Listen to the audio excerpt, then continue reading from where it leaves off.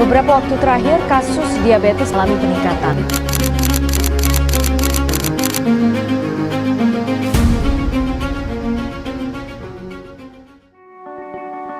Kasus diabetes mellitus di Indonesia terus meningkat. Dan yang lebih mengejutkannya, kini mulai banyak terjadi pada usia remaja. Padahal, banyak orang yang berpikir bahwa diabetes mellitus hanya menyerang orang dewasa saja. Faktanya, gaya hidup remaja saat ini menjadi faktor utama resiko meningkatnya diabetes. Lalu, apa dampaknya bagi remaja putri sebagai calon ibu di masa depan? Diabetes mellitus adalah penyakit metabolik kronis yang ditandai dengan tingginya kadar gula darah akibat gangguan insulin. Penyakit ini bukan hanya menyebabkan kematian saja, tapi juga menyebabkan berbagai komplikasi serius seperti penyakit jantung, gagal ginjal, hingga kerusakan saraf. Di Indonesia sendiri, jumlah penderita diabetes terus meningkat dan menjadi masalah kesehatan yang serius. Namun sayangnya, remaja masih banyak yang belum menyadari tentang pentingnya pencegahan sejak dini. Gaya hidup remaja saat ini menjadi faktor utama meningkatnya diabetes mellitus, seperti mengkonsumsi tinggi gula, kurangnya aktivitas fisik, dan kebiasaan sehari-harinya. Selain itu, obesitas juga menjadi faktor resiko terjadinya diabetes tipe 2 loh.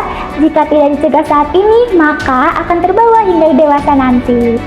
Bagi remaja putri, kondisi ini menjadi sangat penting karena akan menentukan kondisi ibu dan bayi di masa depan.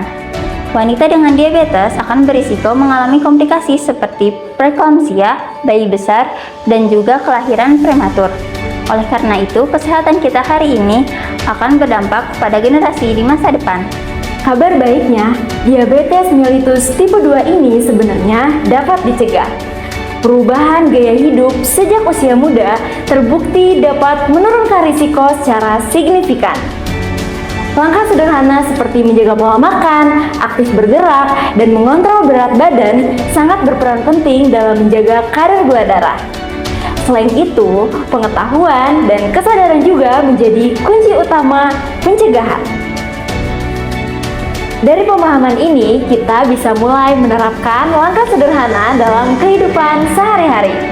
Dimulai dari kurangi konsumsi makan makanan tinggi gula dan pilihlah makanan sehat. Yang kedua, lakukan aktivitas fisik secara rutin minimal 30-60 menit setiap harinya. Dan yang ketiga, jangan lupa untuk selalu mengontrol berat badan serta melakukan pemeriksaan kesehatan secara berkala. Manis itu disenyum, bukan di darah. Sehat itu dijaga, gulanya dikontrol ya.